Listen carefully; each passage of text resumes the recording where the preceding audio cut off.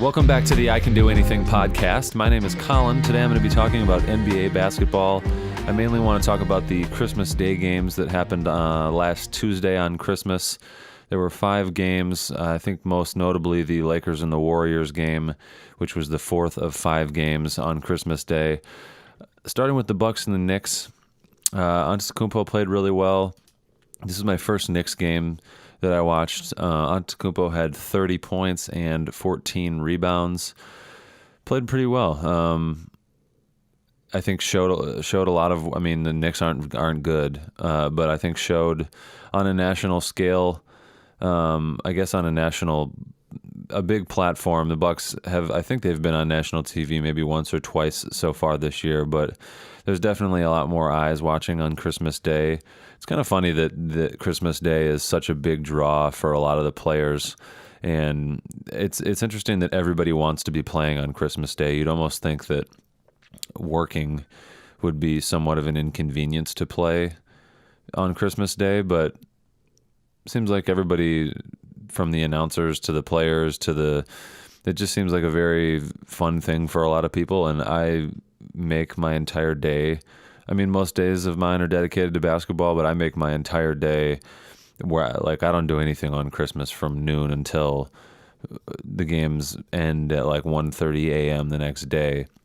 I really didn't do a single thing on Christmas Day. We went for a walk in the morning, and then I sat in front of my TV and watched basketball from noon to I fell asleep around 1 o'clock in the third quarter of the Jazz Blazers game, which was the 5th game. But the Bucks game, I really don't have too much to say about the Knicks. Since I never talk about the Knicks, I guess I'll talk a little bit about them. Kevin Knox played pretty well. He led in scoring with 21 points. Shot 40% from the field, which is fine. 8 rebounds, 3 assists. Actually, all of their starters were in double figures. Tim Hardaway had 14. Noah Vonleh had 14.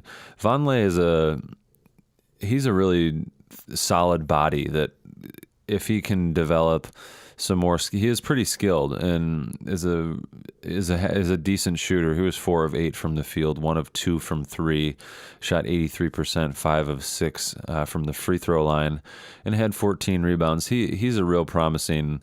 I think he is their most promising piece outside of obviously the homeboy who I can't think of right now that's injured. The unicorn. What's his name? Is that what they call him? The unicorn? Yeah. I don't know why I can't think of his name. It doesn't really matter. But outside of him, I think Noah Vonleh is a piece to at least use moving forward for the Knicks. You know what? I don't give a fuck about the Knicks. I'm not talking about them.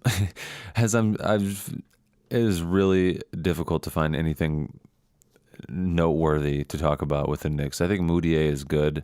I think he's just going to be a pretty underwhelming piece for his entire NBA career, which I would assume probably lasts, 8 seasons maybe.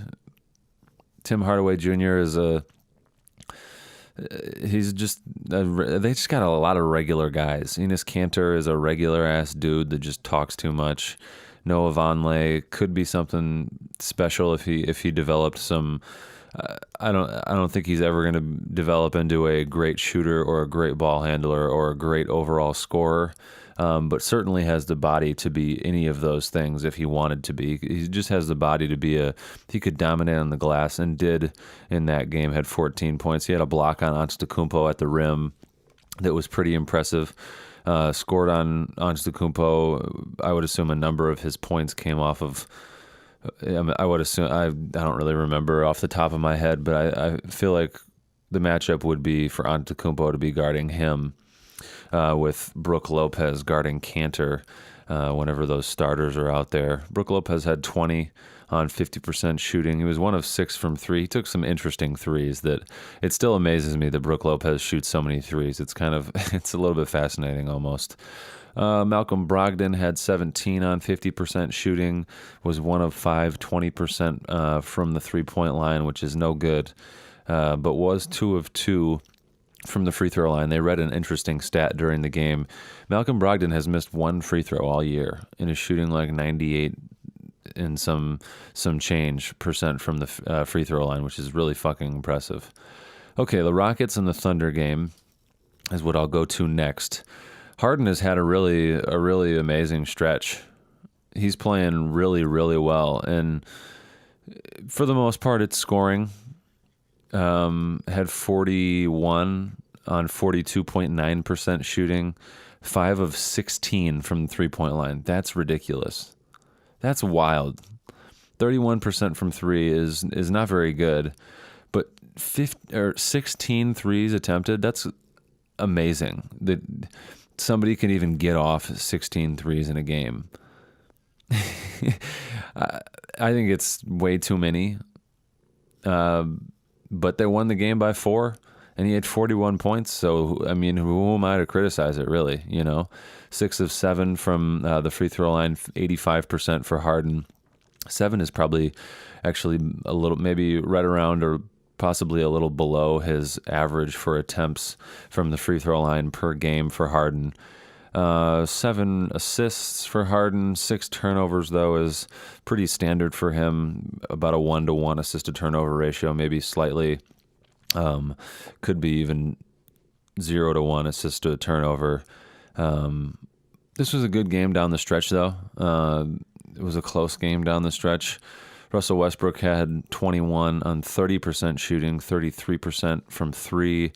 9 rebounds, 9 assists, 6 turnovers is pretty standard, right near his average. Not in scoring, but I think he's probably averaging right around 10 in assists and rebounds this year. I really don't have tons to, I'm realizing as I'm going through this that I don't remember a ton about like specific things that happened in the games from last Tuesday, which is just about a week away or a week ago. So let me go to Sixers and Celtics. Kyrie Irving had 40 points and 10 rebounds, played really well. He's also had a really good stretch. I think I'm definitely going to add Harden, since he is now 18 and 15, above 500 as a team. He's definitely going to be added to the MVP matrix. And I think I want to say I added Kyrie last week. But he's played really well over the last 10 games. Joel Embiid had 34 on Christmas Day. Jimmy Butler had 24. They both shot pretty well from the field, 58% from Embiid and 42% from Butler. Embiid also had 16 rebounds, 2 blocks. Redick played well and is starting now. Something that I kind of thought that they maybe should do from the beginning. There's been rumors that Markelle Fultz is going to make a return at some point this season for the 76ers. I don't see that going all that well, but this was a good overtime win for the Celtics, who have played really well as of late. They're now 20 and 13. I guess this is probably a good time to go check out the standings thus far in the season. I haven't updated or talked about standings in a while. Probably over like a week and a half, because I haven't done one of these in about a week and maybe some change. The Bucks are actually now atop the league in win percentage, .714. They are 25 and 10. The Raptors have slid a little bit. They're 27 and 11, which isn't far behind. They're only what would that be, 100th of a percentage point below Milwaukee. There's .711, Milwaukee .714. So really, that's a half a game. Then Denver is 23 and 11. Golden State 24 and 13. In second in the West, Oklahoma City in third. The Lakers have dropped a little bit ever since losing LeBron on Christmas Day. Are 1 and 2, I believe. They beat the Kings, lost to the Clippers, or lost to the Kings, lost to the Clippers, and then beat the Kings last night. Brandon Ingram played really well last night for the Lakers. I did watch that game. I didn't watch the 2 that they lost. Maybe that says something about. No, it doesn't say anything. But yeah, Brandon Ingram played well last night. I only watched like probably 25 minutes of the game. From a bunch of, I think I watched a little bit of the first quarter and some of the third quarter and maybe a little bit of the fourth quarter. And then I don't remember what I started doing, but I didn't watch the end of it. Anyways, and then let's see. So the Lakers have fallen to 1, 2, 3, 4, 5, 6th in the West, just above Portland at 21-16. They're tied with Portland at 21-16. For 6th, just above San Antonio, who has crept their way back up into the playoff race. New Orleans has fallen down to 2nd to last in the West. Minnesota still at 3rd to last. Dallas has fallen a little bit. The Utah Jazz have crept up a little bit, maybe 2 or 3 spots. The Grizzlies have fallen from right about that 8th spot to about 5th to last. Just what is that? They're only 1 game out of the playoffs. Yeah, they're just a game out of the playoffs, or from the 8th seed. And then going back up to the East, so the Bucks are 1st, Raptors 2nd, Pacers 3rd. Not a lot of movement from the Pacers. Have kind of solidified themselves in the 3rd place spot. The Celtics are creeping up. Charlotte has kind of stayed where they've been. Miami has made a pretty significant push over the last week and a half or so. And is now in playoff contention. The Pistons have dropped quite a bit since the beginning of the year, where they started off pretty hot. Blake Griffin played really well the first week and a half, 2 weeks of the season, and has kind of tapered off quite a bit, sort of as I expected him to. He was in the MVP matrix at the beginning of the year and has now, he's finished damn near last in the overall MVP matrix the last couple of weeks. I didn't do it 2 weeks ago or last week because of Christmas, but I am going to do the MVP matrix this week on Thursday. So all of the viewers out there, I guess listeners, since you're not really viewing me right now, all of the listeners out there, you have that to be excited for Thursday. I know you get pretty stoked about the MVP matrix on Thursdays. It's quite the comprehensive look at the MVP ladder. Much better than the NBA thing that they broadcast, that they published, that the Kia MVP ladder. There's no sophisticated matrix that they're putting together. I spend about an hour putting together mine, and there's no way the NBA is spending an hour putting together their MVP matrix. I don't know what the fuck I'm saying. Okay, back to Christmas Day. Lakers and the Warriors was the most notable. There was the most to take away from the Lakers-Warriors game on Christmas Day. The Lakers won 127-101, as I'm sure you're already aware. LeBron James went out with a growing injury in the 3rd quarter, but they had a significant lead when he left. The Warriors came back a little bit, maybe brought it to 6th, maybe down to 9, somewhere around there. And then the Lakers backups, and mainly Rajon Rondo, who played really well and is now actually out again with that same, I think it's the same hand injury that he missed about a month with, he played 2 games, and then I don't think he got hurt in the Christmas Day game, but that was the last game he played, and since then he's missed the last 3. I don't know if he got hurt in the Christmas Day game or re-injured that hand, or if he did it like in practice, maybe in the following days, but isn't playing anymore. But he played really well on Christmas Day, and really withstand that Golden State avalanche that happens to a lot. That happens all the time. You see Golden State, you don't normally see them down quite as much as they were down in this game, but they always seem to be able to make that overwhelming push somewhere in the middle to late 3rd quarter and then into the 4th quarter that just buries teams. But the Lakers did a really, really good job of handling that storm, and it was led by Rondo off the bench, who had 15, was 6-11 from the field, 10 assists, no turnovers, 5 rebounds. Kuzma played well and has played really, really well over the last 3 or 4 weeks. He had a really good month of December. Kuzma had 19 on 42% shooting. 2 of 6 from 3 is all right, but 6 rebounds, 1 assist. Zubac played really well over those Christmas Day game, and then the 2 games before that, which I believe was the Pelicans and the Grizzlies. He's played really well, played great against Anthony Davis, played really well against Jackson Jr. and Marc Gasol. And then in this game, the Warriors' big men aren't anything overwhelming. Those were actually out of those 3 games, the Warriors' big men were probably his easiest challenge. But he had 18 on 90% shooting. All of his points are at the rim. Literally all of them are within 2 feet from the rim. So 90%, he should probably shoot 100%. But 11 rebounds. Brandon Ingram, 14 points. Hart had 12 off the bench. Lance Stevenson played well, had 11 off the bench.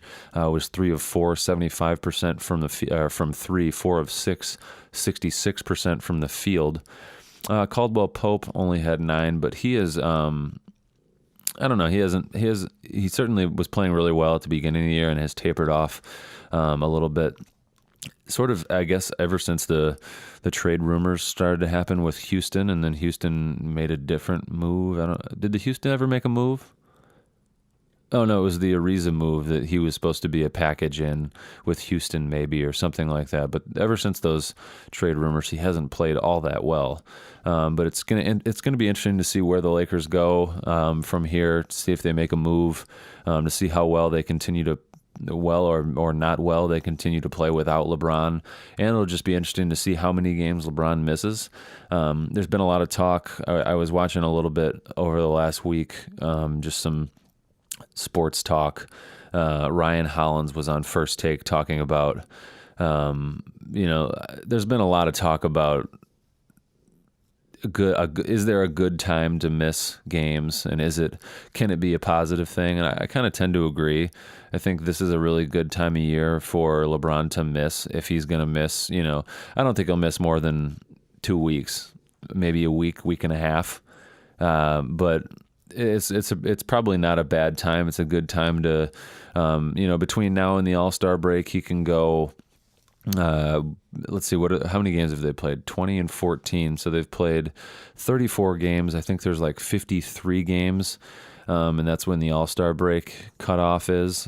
So if he comes back in 5 games, he'll have a nice 20 game stretch, maybe 15 game stretch, until the All-Star break, where he can get at least maybe a little bit more of a break. And I think there's games on the Wednesday before All-Star break, which is middle of February. I think February 16 and 17 is the All-Star break. And you can get LeBron will be in the All-Star game, so it's not entirely a rest, but you got probably Thursday, Friday, Saturday off, and then a game that's the last year the All-Star game was incredible. And I expect it to be the same, because it's going to be the same format with the televised draft, which I think will be really, really cool. So he'll get, but then they don't play again until the following Thursday. So that's a nice little break in the middle of the season. And then, you get into, and maybe the January slump won't be so bad since he has this break, because he's always kind of had bad Januaries, or by his standards, bad Januaries. So maybe that won't be quite as bad, or maybe it'll be worse coming off an injury. He'll be stiff, or the rhythm will be gone a little bit, and maybe he'll have another bad January. But he's certainly going to miss maybe the first week or so of January. The last game, the Trailblazers and the Jazz, didn't catch a ton of it. I was falling in and out of sleep on the couch. The Jazz won, though, 117-96. Sort of an underwhelming performance from McCollum, who had 11 on 28% shooting, 20 for Lillard, which is below his average, 42.9% shooting, 40% from 3, though. Yeah, I don't really have much from that game. The Jazz have started to play a little bit better. I look forward to them probably having a good January and February leading up to the All-Star break. The West is going to be really, really interesting. Come the end of the season, come March, it's going to be a really good month and a week or so. I think there's like 2 weeks in April of NBA basketball before the playoffs, and it's going to be a really, really great March and early April to end the regular season. Let me look forward to some of the games that have taken place since Christmas. There's been a lot of them. I haven't watched a ton of basketball since Christmas. You know, as I look through the scores, I don't think I've watched any basketball since Christmas. I got home on Saturday and I watched Celtics Grizzlies. The Celtics were down for the majority of that game. They were down by like 19, I think, at one point, maybe 20 at one point, and came back to win 112-103. The Grizzlies played great all game, and then just kind of, I was like half paying attention for the last like from maybe the 10-minute mark in the fourth quarter till about the 2-minute mark, and then I kind of realized, like, holy shit, Boston came back, and that was led mainly by Kyrie, who finished with 26 on 50% shooting, 8 of 16, 2 of 4 from three-point range, 13 assists for Kyrie, which is significantly above his assist average for the season and for his career, for that matter. 4 turnovers for Kyrie, which is good, assist to turnover ratio wise. Marcus Smart only had 8, but made a really solid contribution just as a defender, and he just does a lot of the intangibles for the Celtics. My cat's trying to. Can you move? I'm doing something here. Marcus Smart had 22 points. He just continues to have a great year. I've harped so much about the Morris brothers being just 2 really, really solid, great guys to have on your team that just do a whole bunch of stuff. And he continues to play really well for the Celtics, and is now starting. Jaylen Brown and Gordon Hayward are both coming off the bench. Brown had 6 on 100% shooting, 3 of 3 from the field. Only played 19 minutes. Gordon Hayward played 26 minutes, had 14 points. He just doesn't look the same. I didn't really watch a ton of him in Utah on the Jazz, but the games I did see, he looked much more confident, and that could be because it was before the injury, but it could be just because they've got scorers on that team. I don't think Gordon Hayward is any better of a scorer. He's not better than Kyrie at scoring. He's not better than Tatum at scoring. I think Morris is a better scorer than he is at this juncture of their careers. Al Horford's a better scorer than he is. I think you could make the argument that Marcus Smart is a better overall scorer than Hayward. I don't think he shoots the ball quite as well as Hayward does from 3. Marcus Smart was 1 of 3 from 3. Gordon Hayward 1 of 4 from 3 on that game Saturday. How'd the Grizzlies do? 26 from Conley, 15 from Gasol, which is underwhelming for him, 15 for Jaren Jackson Jr. Jaren only had 4 rebounds, and Gasol only had 3 rebounds. There was probably a pretty big discrepancy in rebounds in that game. 36 total for the Grizzlies, and 36 total for the Celtics. Okay, maybe not. Okay, other games. Let's see, what happened last night?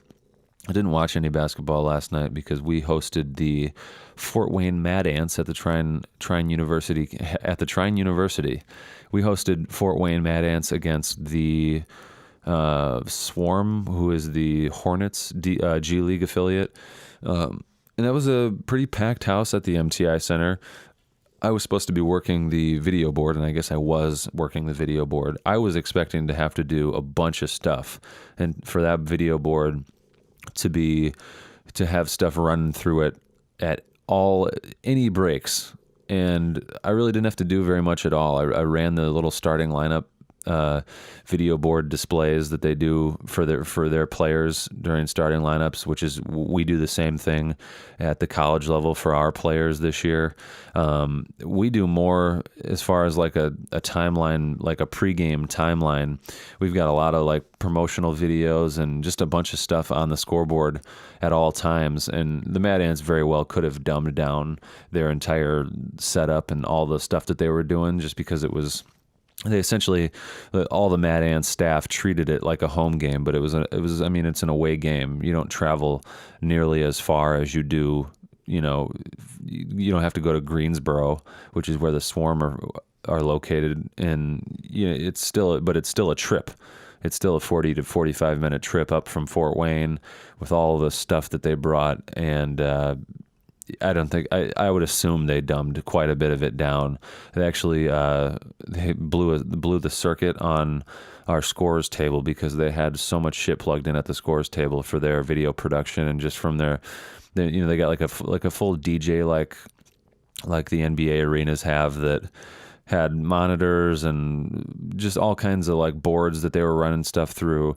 So there was a little bit of technical difficulties, which maybe they'll come back next year to do it again next year, or they'll be like, and they'll just bring, some circuit breakers that'll allow them, just some external stuff that they can plug stuff through, or a generator or something like that, so they don't blow our scores table out. But it was probably a good learning experience for the university as far as hosting a bigger event. There were certainly a lot more people in the MTI Center than there ever will be for a Trine game, with maybe the exception of like hosting a conference tournament game. If the men were to go to the conference tournament championship game and host it, but I don't see that happening this year. Well, it could happen this year. I just don't know if it'll happen very often. But I still don't think we generate the same crowd that the Mad Ants did. I was sort of surprised, actually. I didn't know that people enjoyed watching G League basketball that much. It could have just been because it was I think that last night, I think they got a far bigger crowd than they get at their regular home games. So I think it was a good overall thing for both parties. Try and find out what we can kind of hold. We're going to have to figure that out because the MTI Center was built with hosting concerts in mind, and I would assume that a concert would use a lot more power than the NBA or the G League affiliate of the NBA teams use for their home productions. So it was an interesting night last night, but needless to say, I didn't watch any basketball last night. There were 1, 2, 3, 4, 5, 6, 7 games. The Magic beat the Pistons. Fournier hit a game winner. I did see the clip of that. Fournier is having a really good season. The Pistons have certainly trended in the wrong direction ever since the beginning of the season. The Timberwolves beat the Heat 113-104. The Timberwolves have not been very good this year. Losing Jimmy Butler hurt them quite a bit. I think initially after that trade, they played pretty well, or right around 500 basketball. Derrick Rose is playing really, really well for them. What did he do in that game? Let me pull the box score up from that game. I think it's good to check on Derrick Rose and see how he's doing. I root for him to. I saw a really cool picture on Christmas, or when was that? I think that was on my birthday. It was a cool picture of him in Minnesota reaching down to help a player up, and the player was himself from Chicago. I thought that was a really cool, kind of iconic, photoshopped picture of Derrick Rose. He had.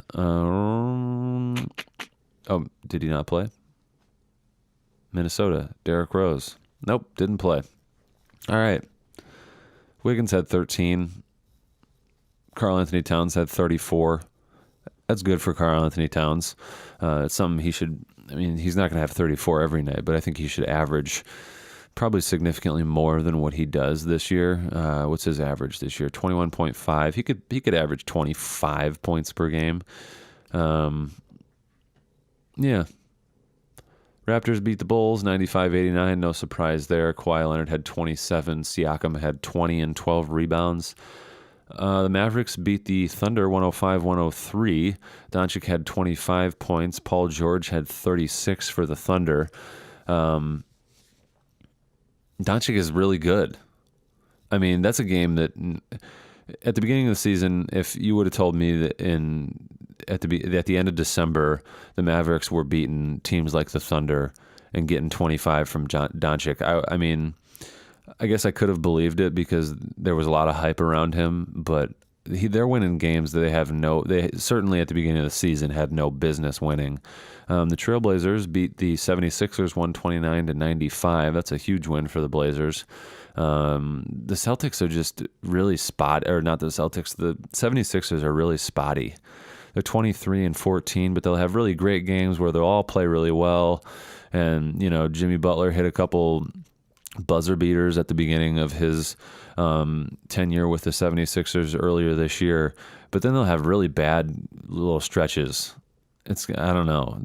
I don't think they're old enough to make a finals appearance this year in the East. I think it's going to be the experience of the Celtics, who really aren't that old either, or the Raptors. I think more than likely it'll be the Raptors. I always used to make fun of the Raptors just because they could never beat LeBron, but I think without LeBron in the East, they're probably the ones that will go to the finals this year from the East. I think that's about all I got. There's a good amount of games on today. There's games that have already happened. Pacers beat the Hawks. That already happened. The Magic and the Hornets are about to tip off. Rockets, Grizzlies, Celtics, Spurs, T-Wolves, Pelicans, Thunder, Mavs. The Thunder and the Mavs play again. A little double-header action. Well, not a double-header, I guess a back-to-back. A little like a baseball series, kind of. The Warriors and the Suns will be tonight as well. That one will probably be a blowout. So I'll catch Mavericks and Thunder and try to go over that stuff tomorrow. T-Wolves, Pelicans would be a good one. Celtics, Spurs will be good. Grizzlies, Rockets will probably be good. I'll try to get those four for next episode. So if you've listened all the way through, of course you've listened all the way through. If you can hear me talking, you've listened all the way through. But if you have listened all the way through, you're probably either my mom or my dad, or maybe one of my friends who just happened to stumble upon this thing and listen to it. Peace.